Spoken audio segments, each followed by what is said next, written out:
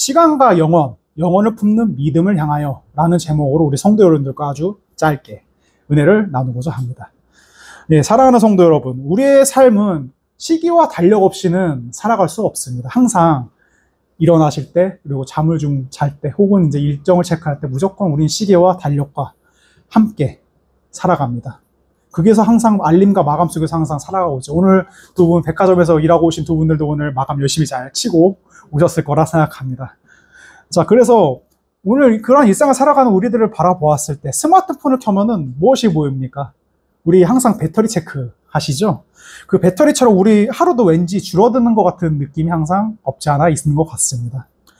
저 거기서 이제 겪는 그런 회의, 그리고 학교를 다니시는 분이 있다면 학교에 대한 그런 학업에 대한 사항, 혹은 이제 집에서 그런 이제 집안일을 하시는 그런 가사와, 혹은 뭐 손자를 혹시나 돌보신다면 그 돌봄 사이에서 오늘은 분명히 금세 금방 눈 깜짝할 사이에 살아가실 것입니다. 제가 예전에 주유소에서 잠깐 알바를 한 적이 있어요. 학부 다닐 때. 그때 이제 저희한테 밥을 해주시는 이모님이 딱 계셨는데, 그 이모님이 저한테 항상 하시던 말이 있습니다. 이봐, 용거가, 너 그거 알아? 나이가 먹으면은 시간 가는 속도가 굉장히 다르다? 보면은, 제가 그때 26살, 7살쯤이었을 것 같습니다. 그때쯤에 딱 저한테 그러시는 겁니다. 너 26살, 7살이었지? 그럼 넌 26kg, 27kg로 갈 거야. 근데 나는 그때 당시 그 이모님이 한 60이 좀 넘으셨던 걸로 기억합니다. 난 지금 60kg로 달려가고 있어. 하면서 난 정말 하루가 너무 빨리 가. 난 26kg로 달리는 너가 항상 부럽다. 그 순간을 정말 소중하게 하면서 살아가라는 그 밥해 주시던 이모님의 말이 생각합니다. 하지만 우리는 인간적인 생각으로 그렇게 굉장히 급하게 흘러가는 시간 속에서 어쩔 수 없이 살아가는 그런 모습을 보이지만은, 성경 속에서는 이러한 흘러가는 시간을 굉장히 담담하게 말하고 있다는 사실입니다. 고린도후서 4장 18절 말씀을 좀 한번 보면은 이렇게 나와 있습니다. 보이는 것은 잠깐이요, 보이지 않는 것은 영원이다 라는 그런 말씀이 있습니다. 이 말씀이 우리의 일상과 어떻게 만나는지, 그리고 시간의 무게 속에서 영원히 빛을 배우고자 한다는 것을 이 말씀을 속에서 알 수 있다는 것입니다. 자, 여기서 그러면 한번 시간에 대한 관점을 한번 좀 공부를 아주 잠깐 해보겠습니다. 들어보셨을 수도 있습니다. 흔히 이제 우리가 설교자들이 시간에 대한 개념을 말할 때 항상 두 가지의 개념으로 시간을 설명합니다. 하나는 크로노스, 두 번째는 카이로스 라는 시간으로 설명을 하는데, 크로노스라는 표현은 쉽게 말씀드리면은 인간의 시간이라고 표현을 합니다. 흔히 말해서 우리가 이제 현실을 살아가는데 그 현실에 존재하는 연속적 시간, 그리고 우리를 억지로 끌고 가게 하는 그런 시간선을 소위 말하는 크로노스의 시간이다라고 표현을 하고 있고, 또 이제 카이로스의 시간은 이제 하나님의 시간이라는 간단한 또 표현이 있습니다. 그 하나님의 그 시간 안에서는 사실 우리가 알고 있는 그런 시간의 흐름 속에서 무언가 강제로 끌려간다라는 느낌이 아닙니다.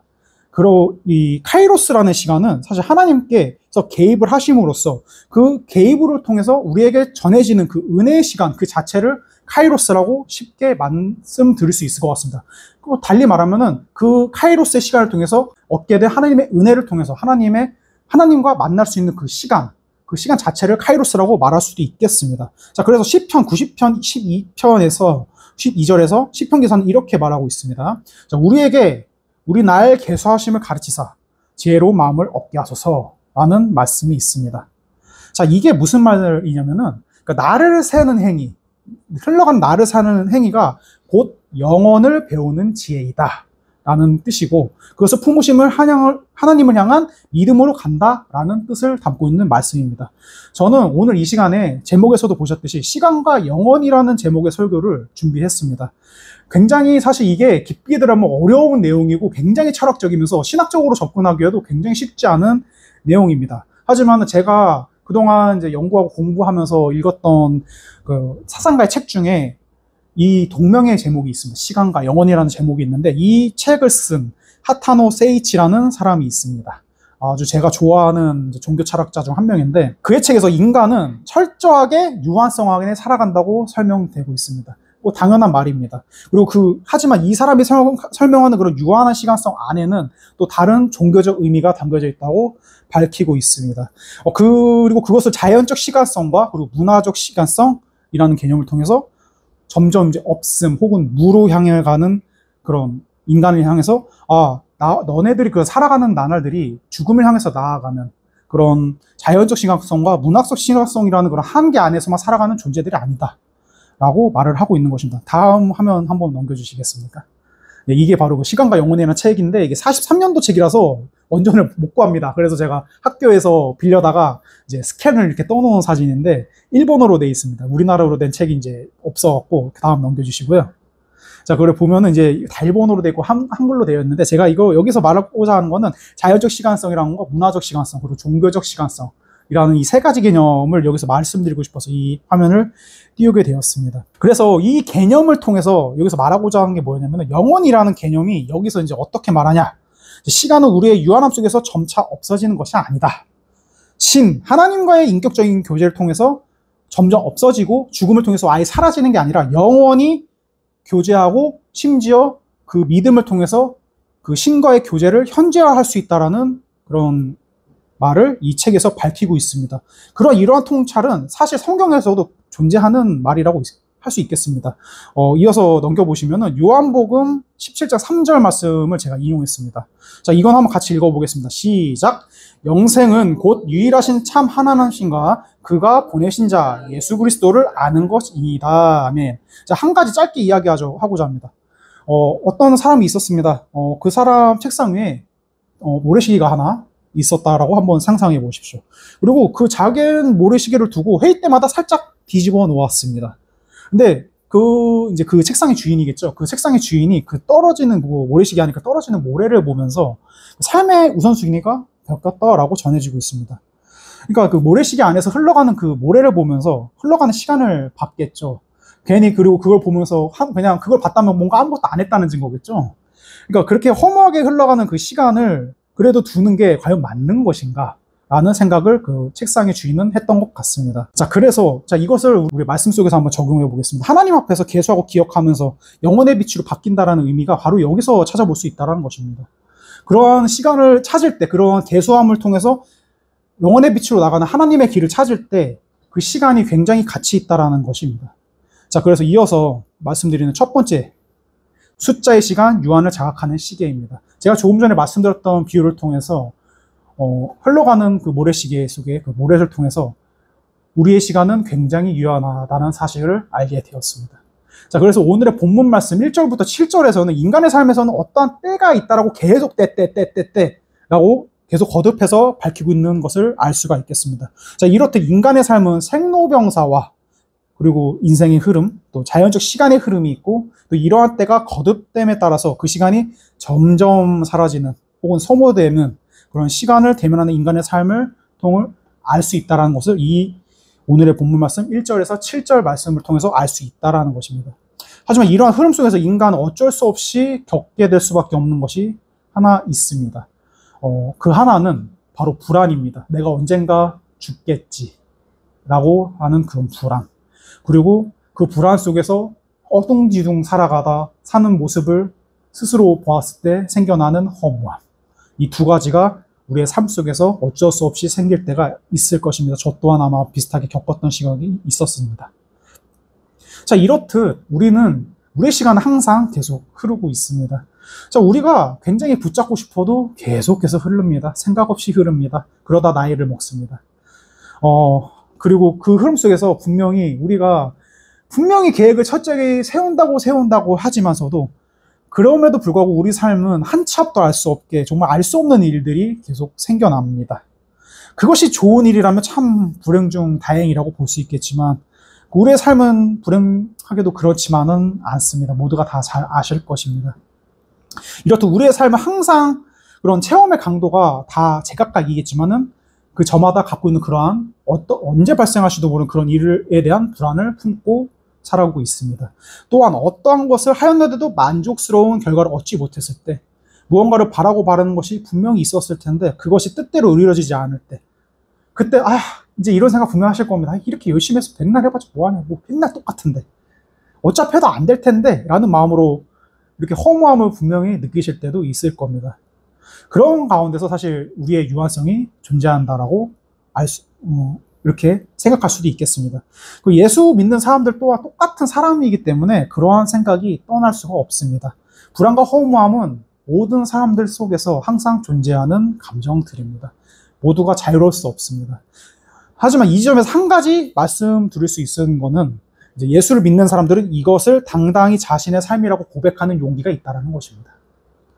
그리고 그 고백을 통해서 자신의 유한성을 인정하고 그 고백을 통해서 무한자이신 하나님을 향하여 스스로를 나아가게 하는 원동력으로 작용하게 된다는 것입니다. 자, 오늘 서두에 말씀드렸던 시편 90장 12절에서 제가 이렇게 말씀드렸습니다. 계수함을 통해서 지혜를 얻는다라는 말씀이 있다고 제가 말씀드렸습니다.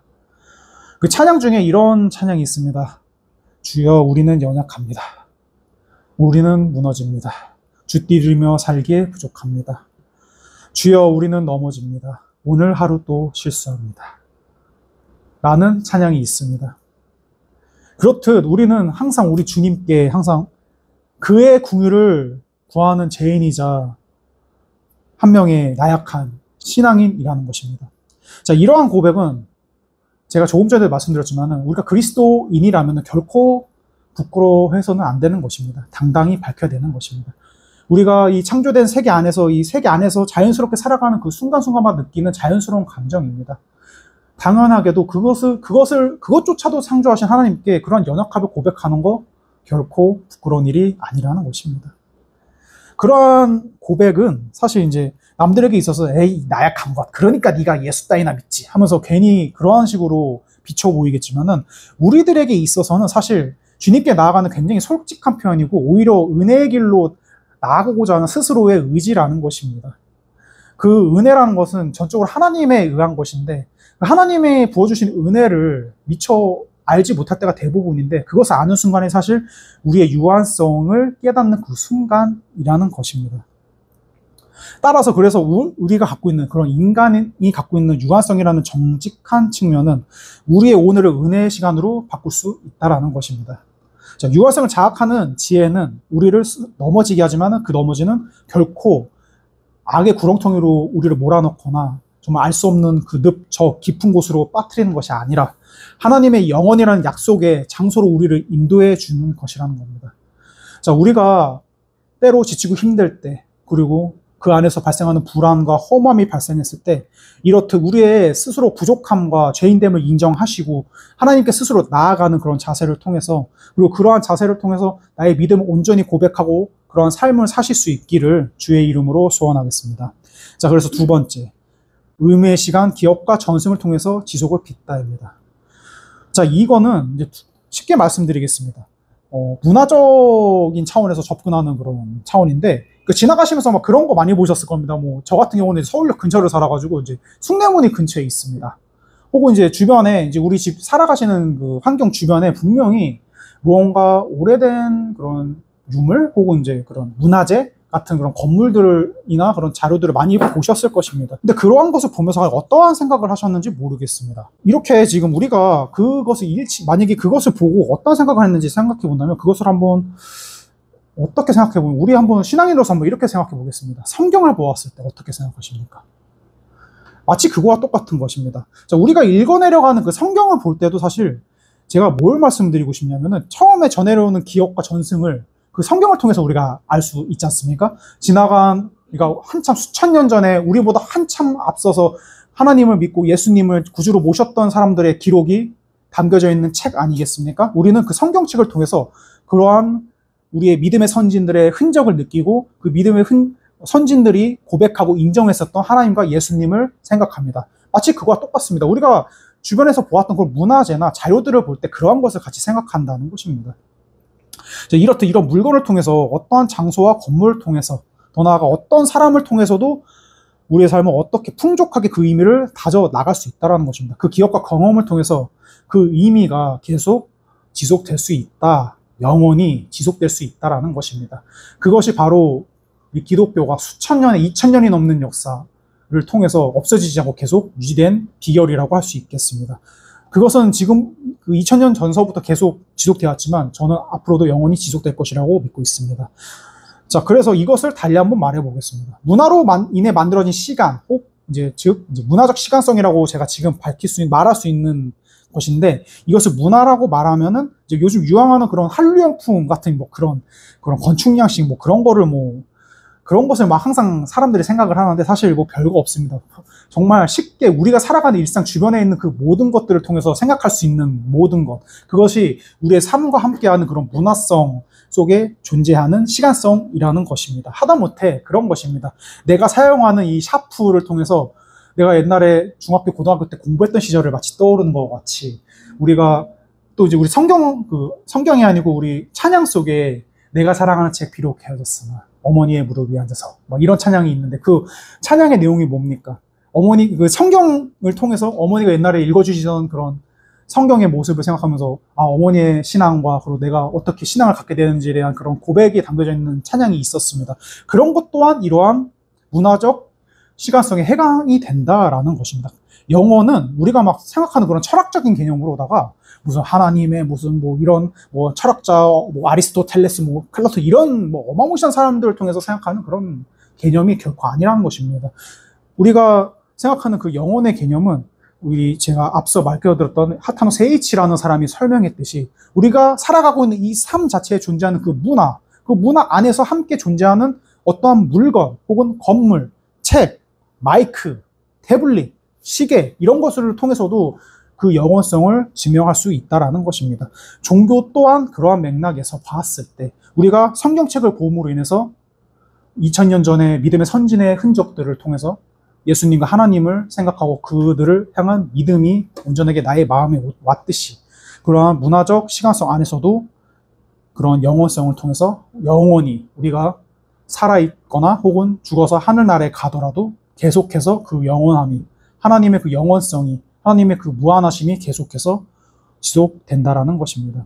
어떠한 일화를 한번 소개시켜 드리고 싶습니다. 어떤 할머니가 계셨는데, 그 할머니는 굉장히 신앙생활 열심히 하시고 믿음이 좋은 그런 분이셨는데, 이제 나이가 드셔갖고 소천을 하시게 되셨습니다. 그 할머니는 이제 항상 평생 정말 보물단지처럼 지니고 다녔었던 성경책이 한 권이 딱 있었는데, 할머니랑 같이 살던 그 손자가 한 명 있었던 것 같습니다. 이제 할머니가 돌아가시고 나서, 소천하시고 나서, 할머니가 재산이 별로 없으셨어요. 그래서 뭐 돈을 뭐 물려받은 건 없는데, 재산을 물려받은 건 없는데, 딱 그 성경책 한 권 물려받았다고 합니다. 근데 그 장례를 한 다음에 굉장히 뭐 섭섭했겠죠, 할머니한테. 정말 할머니, 정말 왜 재산을 안 남기셨고 이 손자를 참 고생시키십니까? 라는 생각도 분명 했겠지만은, 다행스럽게도 그 남겨진 손자가 할머니가 남겨두신 그 소중한 성경책을 잘 봤던 것 같습니다. 그 성경책을 펼치고 나서 그 성경책 안에 시드로 빽빽하게 뭐 기록을 해두신 거, 필기해 놓으신 거 있겠지만 그 안에 또 손자를 위한 기도 제목도 참 여러 가지 적어 놓으시면서 열심히 손자를 위한 중보 기도도 열심히 하셨던 것 같습니다. 그것에 손자가 굉장히 큰 감동을 받은 것 같습니다. 그리고 그 안에 담겨져 있는 그런 수많은, 우리가 알고 있는 그런 기독교 안에서의 그런 수많은 진리와 그 진리 속에서 변화해 나갔던 할머니의 그런 흔적들이 책 안에서 보여지면서 손자도 그 책을 통해서, 그 성경책을 통해서 새로운 신앙을 갖게 되면서 교회를 열심히 다녔다라는 일화가 있다라는 것입니다. 뭐 저도 좀 약간 비슷하게 좀 회심을 했던 기억이 좀 있어서 남일 같지가 않다고 느껴졌습니다.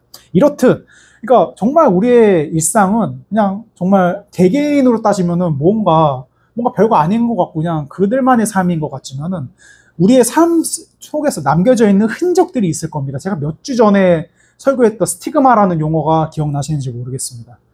그 스티그마라는 용어가 바울에게 있어서는 굉장히 큰 흔적, 나의 몸에 있었던 그런 눈병이라든지 그런 뇌전증, 간질이라고 했던 그런 병, 그런 수많은 가시들과 그리고 선교 과정 중에서 겪어왔던, 무수히 많이 겪어왔던 그런 정말 고난들, 그런 것들을 표현하는 거겠지만은 우리의 신앙생활 가운데서는 그 흔적은 이렇게 할머니가 남겨둔 성경처럼 누군가가 남겨놓은 그런 믿음의 선진이 남겨놓은 그런 신앙의 흔적을 통해서 이어져 나갔다라는 것입니다.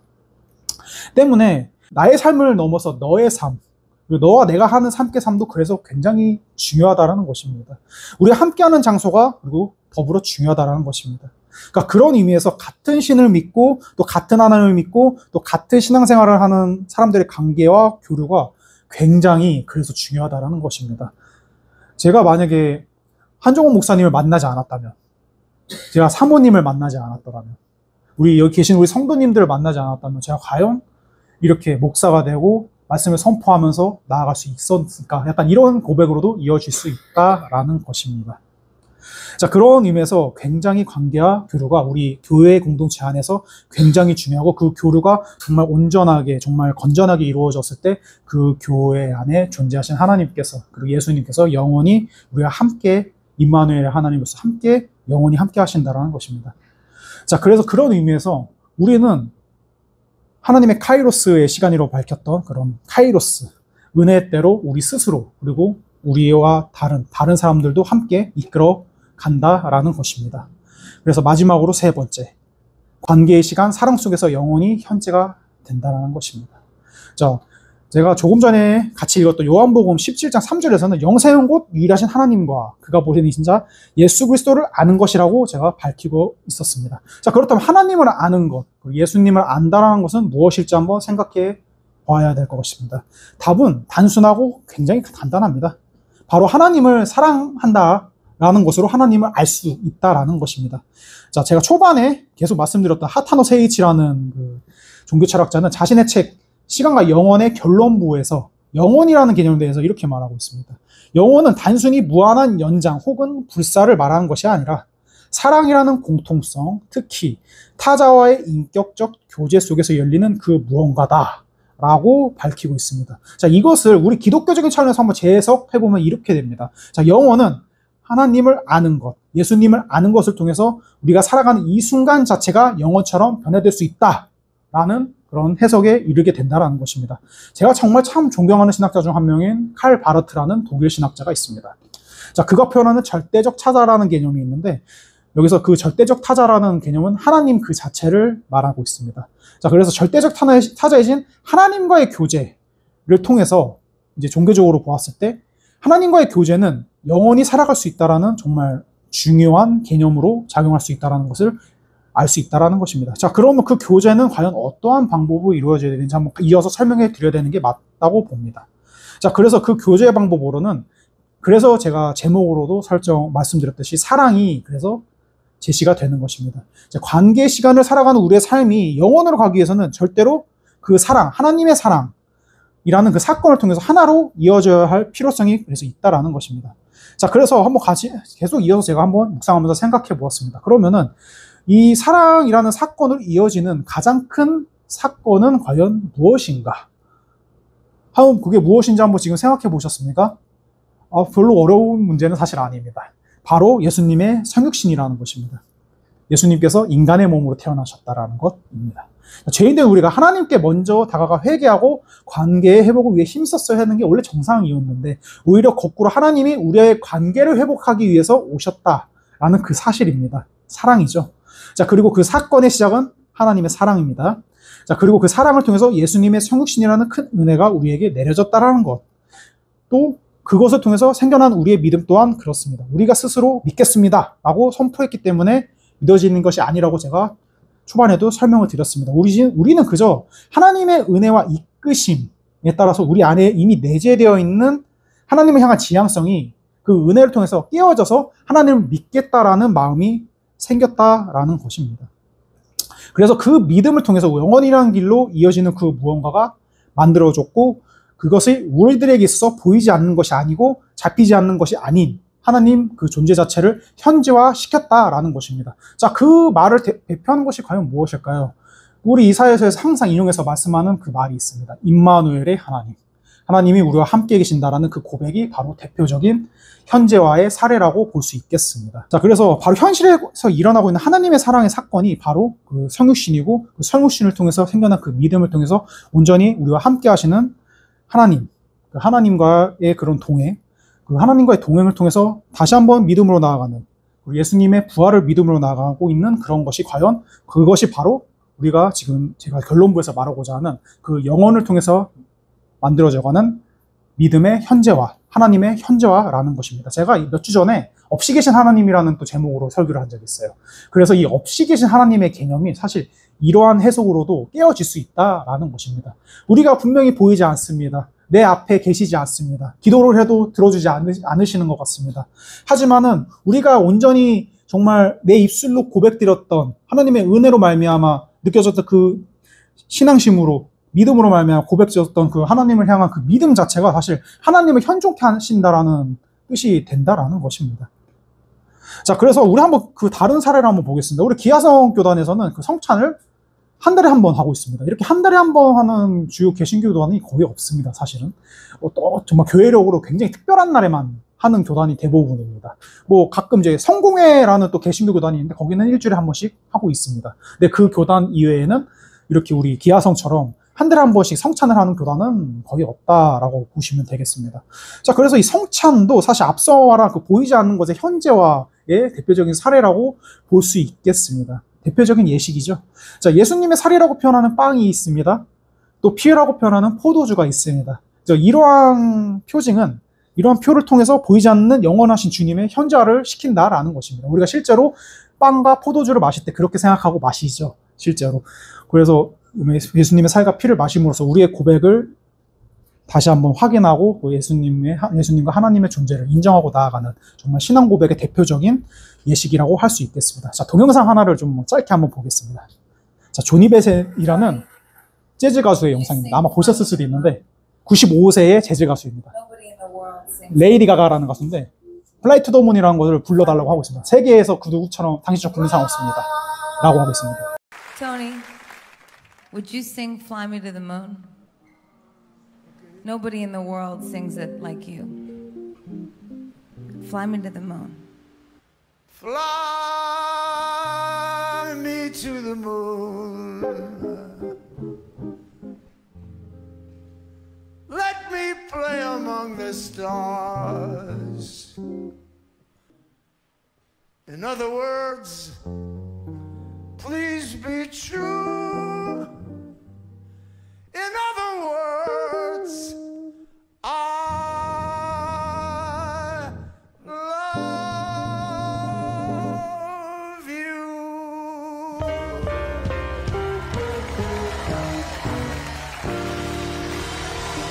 네, 토니 베넷이라는 굉장히 유명한 재즈 가수입니다. 이거 아마 영상 보셨을 분도 계실 것 같아요. 이거 요즘 쇼츠에서 얼마 전까지 엄청 떴었거든요.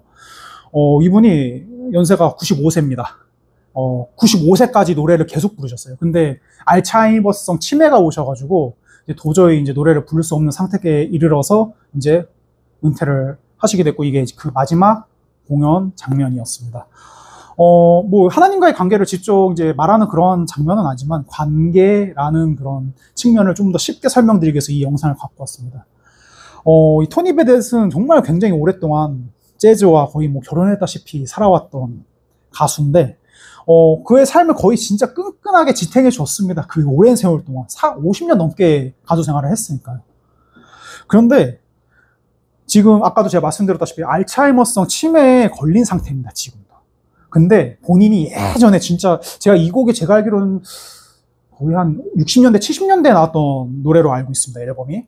근데 그때 나왔던 노래를 95세 그리고 치매가 걸린 상태에서 그냥 당신이 오직 당신만 부를 수 있는 전 세계에서 당신만이 부를 수 있는 최고의 노래입니다. 불러주세요 했는데 바로 튀어나왔습니다. 저 노래가. 정말 굉장히 그 노래를 사랑하고 정말 그 관계성이 굉장히 끈끈하다라고 볼 수 있겠습니다. 아니 이렇게 오랫동안 재즈 가수를 한 사람도 치매에 걸렸는데도 불구하고 자신의 노래를 잊지 않고 정말 죽음을 향해서 달려가는 그 순간에서도 이미 이제 정신적으로는 거의 죽었다고 보고 있지만은 그럼에도 불구하고 자신의 노래를 잊지 않고 이렇게 하고 있는데 하나님과의 관계는 이보다 더 끈끈하지 않겠습니까? 이게 인간이 이러는데 그보다 더 위에 계시는 하나님이 그 권능을 갖고 계신 하나님의 그 관계성은 이거보다 더욱 끈끈합니다. 네. 게다가 그 관계는 분명히도 제가 조금 전에 말씀드렸습니다. 하나님의 사랑으로 이어져 있다라는 것입니다. 자, 이 말씀은 수많은 성경 말씀을 통해서도 알 수 있고, 자, 우리 이 간데스 안 앞에 있는 이 하나님의 사랑이시다라는 말도 그 말씀 중 하나라는 것입니다. 자, 사랑하는 성도 여러분, 하나님의 사랑은 영원 속에서 없이 계시는 것 같이 보이는 하나님을 보이게 하는 현재화 시키는 궁극적 도구입니다. 자, 여러분들은 그 사랑 안에 있습니다. 그 사랑에서 하나님의 은혜를 그 삶 가운데 이미 경험하고 계신다는 것입니다. 자, 그렇기 때문에 우리는 그 사랑을 널리 전할 필요가 있습니다. 하나님의 그 사랑만이 하나님을 표현하는 절대적인 것이기 때문입니다. 그 사랑을 이웃에게 널리 전함으로 말미암아 아직도 하나님을 모르는, 혹은 하나님의 사랑을 아직도 알지 못하는 이들에게 정말 유한함이 아니라 그 영원성이 우리와 함께 살도록 구원받았다는 것이 온전히 고백되어지고 전해질 수 있기를 주의 이름으로 소원하겠습니다. 자, 우리 마지막으로 베드로후서 3장 8절에는 이런 말씀이 적혀 있습니다.